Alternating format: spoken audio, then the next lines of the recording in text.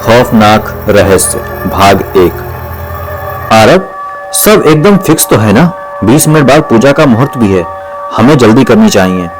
Relax Rehan, तैयारी एकदम superb है। हमारा नवरात्रि आयोजन एक यादगार आयोजन होगा। आरव ने उसे तसल्ली दी। ओके, तो मैं ना दिव्यांशु को देख के आता हूँ कि उसने और हेमंत ने भोग लगाने के लिए खीर बनाई है या नहीं। रेहान तेज कदमों से चल पड़ा। कॉलेज के कुछ छात्रों ने चंदा इकट्ठा करके नवरात्रि का आयोजन किया। काफी चहल पहल थी, सभी ने काफी तैयारी की और डेकोरेशन भी ऐसा कि देख के सब चकित हो जाएं। संभाल के। तेज कदमों से चले जा रहे रेहान ने जब ये आवाज सुनी तो रुक गया। पलट कर देखा तो सामांथा खड़ी थी। अच्छा हुआ कि रुक गए, वरना फिसल जाते तो लेने के देने पड़ जाते। देख नहीं रहे पानी से बरामदे को धो रही हूं, समांथा ने तेज स्वर में कहा। ओह थैंक यू सैम, तूने मुझे बचा लिया। पता नहीं मेरा ध्यान कहां था। चेहरे पर 2 आंखें भी दी हैं भगवान ने, उनका यूज करना तो सीखो। समांथा ने तंज कसा। तेरी बातें सुनने का समय नहीं है मेरे पास। मैं हेमंत और दिवांशु से मिलके आता हूं। हाँ जरा देखो तो उनको, बिल्कुल कछुआ चाल से काम कर रहे हैं। ऊपर से पूजा का मुहूर्त भी पास है और ये दिव्यांशु ना जाने कहां गायब हो गया है। अब बेचारा हेमंत अकेले क्या क्या करे, यहाँ तो सब बिजी हैं, वरना बात क्या थी। समांथा बड़बड़ाने लगी। रेहान तेज कदमों से पंडाल के अंदर गया जहां हेमंत भोग लगाने के लिए प्रसाद की तैयारी कर रहा था। क्या चल रहा है हेमंत, तैयारी पूरी हुई या नहीं? वैसे वो दिव्यांशु कहाँ है? उसने नजरें घुमाकर इधर उधर देखा। वही तो मैं कहना चाहता हूँ रेहान, कहाँ है दिव्यांशु? कामचोर कहीं का, छिपा होगा कहीं पे। बाय द वे, खीर बस बनने वाली है, ये चीनी का डब्बा जरा रख दोगे? हेमंत ने उसे चीनी का डब्बा रखने को दिया। श्योर। खीर बनते ही उसे कटोरे में डाल दोनों चल पड़े। पूजा शुरू हुई, सभी आरती में मग्न हो गए। ये दिव्यांशु कहाँ है? रेहान, रेहान जरा देखो तो सही, वो है कहाँ पे? आरती भी शुरू हो चुकी है और ये महाशय अभी तक नदारद हैं। समांथा ने रेहान को फुसफुसा कर कहा। ओके, मैं देखता हूं उसे। इतना कहते हुए रेहान चल पड़ा। अब ये कहां जा रहा है? रेहान को जाता देख आरव ने कहा। उसे जाने दो आरव, वो दिव्यांशु को खोजने जा रहा है, ना जाने वो कहां चला गया है। समांथा ने उसे रोका। रेहान हर तरफ दिव्यांशु को खोजने लगा। आखिर ये कहां चला गया? दिशु, दिशु, कहां है तू यार? रेहान उसे पुकारने लगा। उसे ढूंढते ढूंढते वो उस पंडाल पर पहुंचा। कहां खोजूं इसे? कॉल भी तो रिप्लाई नहीं कर रहा। रेहान परेशान होकर बड़बड़ाए जा रहा था। अचानक उसकी नजरों ने जो देखा, उसे देख उसके होश उड़ गए। चावल की बोरियों के नीचे उसे एक हिलता हाथ दिखा। ओह गॉड, दिशु! रेहान घबरा गया। उसने जल्दी जल्दी उन बोरियों को हटाया और उसके चेहरे पर पानी की बूंदें डाली। होश में आ जा यार।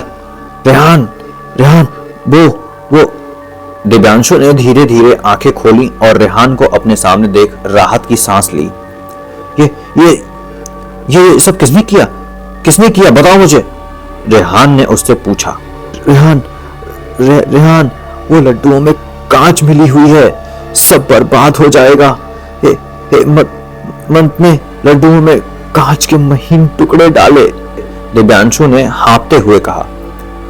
क्या? हे भगवान, अब तक तो सैम और आरब ने प्रसाद बांटने भी शुरू कर दिए होंगे। हमें उन्हें रोकना होगा। रेहान के होश उड़ गए। जल्दी चलो। इतना कहते रेहान दिव्यांशु को लेके चल पड़ा। रेहान का अंदाजा सही साबित हुआ। आरव और हेमंत प्रसाद बांटने में लगे हुए थे। ओह, आ गए आप लोग, पधारिए ना। सामांथा ने ताना कसा। सैम मेरी बात सुनो, वो लड्डू, मुझे पता है इन लड्डुओं के साथ क्या करना है, मैं इनको बांटने ही जा रही थी। सैम मेरी बात सुनो, वो लड्डू, मुझे पता है इन लड्डुओं के साथ क्या करना है, मैं इनको ही बांटने जा रही थी।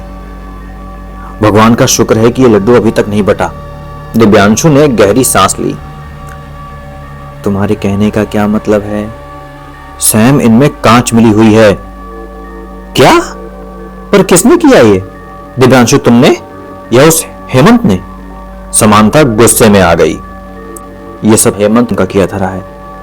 उसने लड्डू में कांच मिलाया और जब मैंने इस चीज का विरोध किया तो उसने मुझ पर हमला कर दिया, मुझे चावल की बोरियों से ढक दिया। दिव्यांशु ने सामांथा को सारी बातें बताई। What? This is too much. हमें पूजा रोकनी होगी। सैम, क्या पूजा रोकना सही होगा? इतने सारे लोग क्या सोचेंगे? उन सबने बखेड़ा खड़ा कर दिया तो? बखेड़ा ना हो इसलिए ये सोचना जरूरी है। जरा सोचो, तुम सबके आने में जरा भी लेट हो जाता तो ये लड्डू में लोगों में बांट देती तो क्या होता? ये हमारी जिम्मेदारी बनती है कि सारी जवाबदेही हम लें। और ये एक पुलिस केस है। ये जानते हुए कि पूजा के लड्डुओं में हेमंत ने कांच मिलाया है और हमने पूजा नहीं रोकी तो पुलिस की नजरों में हम भी दोषी होंगे। सैम सही कह रही है, ये पूजा रोकनी होगी और हमें हेमंत को पुलिस में देना ही होगा। काफी देर से चुप बैठे रेहान ने कहा। क्या हुआ? तुम सब इतने सीरियस क्यों लग रहे हो? बताओ क्या हुआ? और ये लड्डू अब तक यही है? चलो लाओ, मैं इसे ले जाता हूं। आरव ने आते ही सामांथा से लड्डू की प्लेट लेने की कोशिश की। आरव एकदम चुप। और हेमंत, तुम्हें क्या लगा तुम प्रसाद के लड्डुओं में कांच मिलाओगे और हमें पता नहीं चलेगा? माता की पूजा में इतनी गिरी हुई हरकत। सामांथा, मैं वो हेमंत, आज तेरी वजह से कितना बड़ा कांड हो जाता है यहाँ, कितना बड़ा पाप होने वाला था, अंदाजा भी है तुझे? रेहान उसके कंधों को झकझोरते हुए बोला। ये सारी बातें सुनकर आरव हैरान हो गया। कांच लड्डू में? बाकियों में तो कुछ नहीं था ना, क्योंकि वो तो हमने बांट दिया। आरव ने परेशान होकर पूछा। पता नहीं, हम कोई रिस्क नहीं ले सकते। आरव, तुम जाके अनाउंसमेंट करो कि पूजा रोक दी गई है और ये भी कह देना कि प्रसाद कोई ना खाए। समांथा ने आरव को काम सौंपा। ओके, मुझे करना पड़ा, उसने कहा था मुझे, हेमंत ने हकलाते हुए कहा। किसने? बोलो हेमंत, किसने? झील के आदमी ने बोला था। झील का आदमी? कौन है झील वाला आदमी? हेमंत की बात सुनकर सभी चौंक गए। मुझे नहीं पता। यह बात को घुमा रहा है रेहान, ये सच नहीं उगलेगा। मैं कॉल करता हूं पुलिस को। दिव्यांशु नंबर डायल करते हुए बोला। नहीं, मुझे जेल मत भेजो। वो उस झील वाले आदमी ने। कौन है वो? मुझे नहीं पता।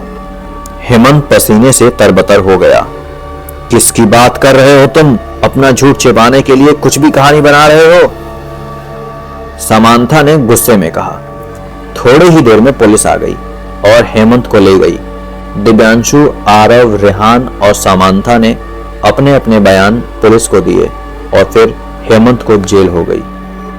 हेमंत को जेल गए बहुत दिन हो गए।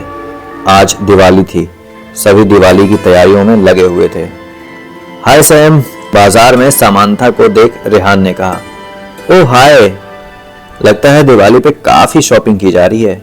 हाँ, अरे अभी कहाँ हुई मेरी शॉपिंग, अभी तो और भी बहुत कुछ लेना है, समांथा ने मुस्कुराकर कहा। I know you love shopping, by the way तुम्हारी हेल्प चाहिए थी। कैसी हेल्प रेहान?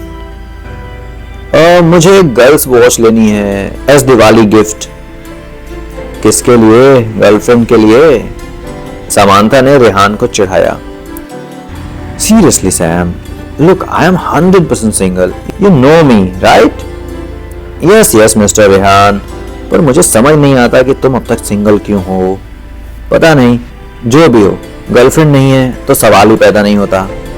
और वॉच तो मैं अपनी मॉम के लिए खरीदना चाहता हूँ, रेहान ने मुस्कुराते हुए बोला। आंटी के लिए? चलो फिर देर किस बात की। दोनों वॉच की दुकान पर चल पड़े। रात होते ही पूरी कॉलोनी दियों की रोशनी से नहा गई। हर जगह पटाखे की आवाज गूंजने लगी। रेहान और आरव अपने सारे दोस्तों को दिवाली की शुभकामनाओं के साथ मिठाई बांटने में लगे हुए थे। काश आज हमारे साथ हेमंत होता। रेहान ने गहरी सांस ली। कुछ चीजें हमारे बस में नहीं होती रेहान। हेमंत ने जो किया उसे हम भूल नहीं सकते। आरव ने रेहान के कंधे को थपथपाकर कहा। जानता हूँ आरव, पर कभी कभी मेरे दिल में ख्याल आता है कि उसने ऐसा क्यों किया आखिर। क्यों? क्या हमने हेमंत को समझने में भूल कर दी, या फिर बस कर रेहान, कितना सोचता है तू हेमंत के बारे में। अगर उसने भी हमारे बारे में इस तरह का सोचा होता तो ऐसी हरकत कभी ना करता। ये ले, समांथा का भी घर आ गया, चल चल के उसको दिवाली विश करते हैं, आरव ने कहा। दोनों ने दरवाजा खटखटाया तो समांथा की मां ने दरवाजा खोला।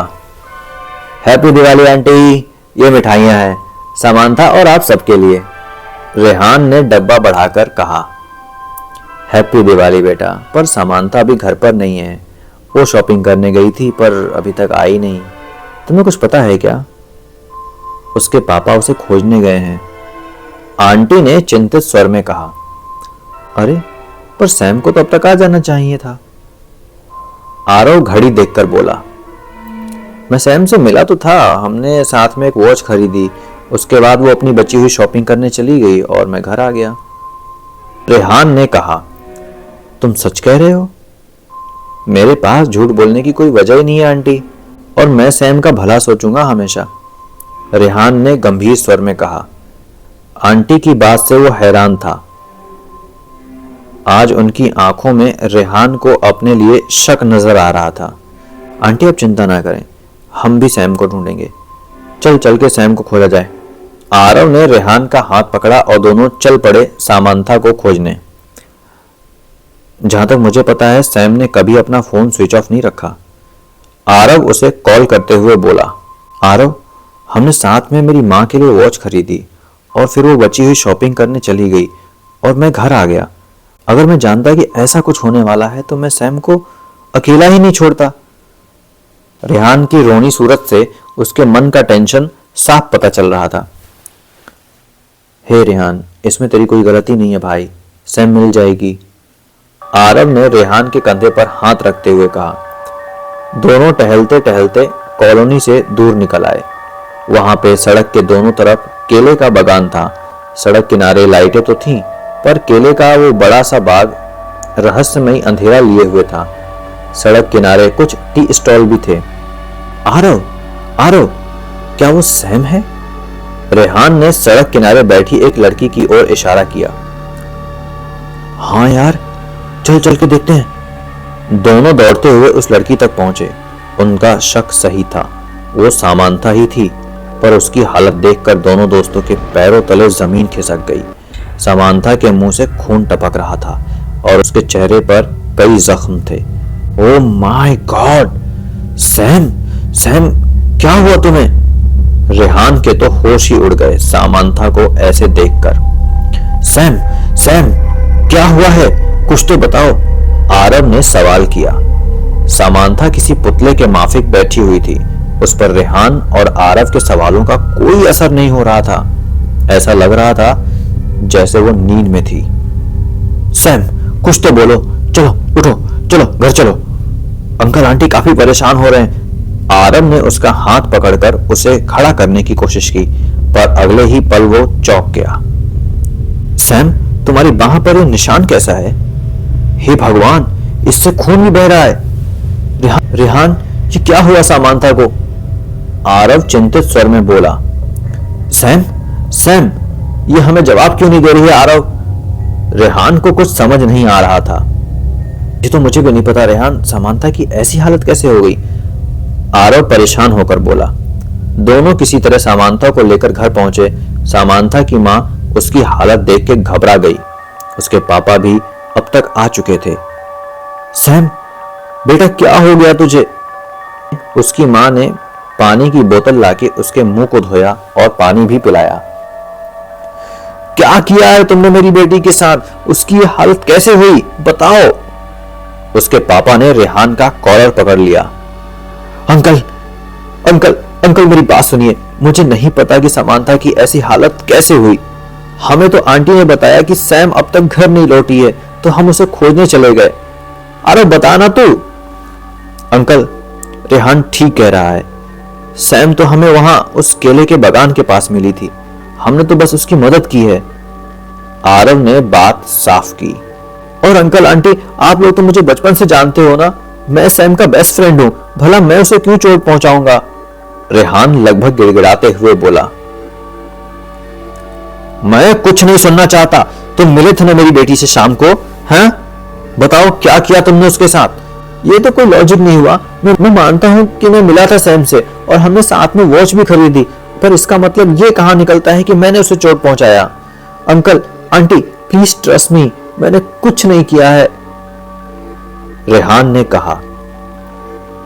अंकल, आप रेहान को प्लीज ब्लेम मत करो, वो भला ऐसा क्यों करेगा? आरव ने रेहान की साइड ली।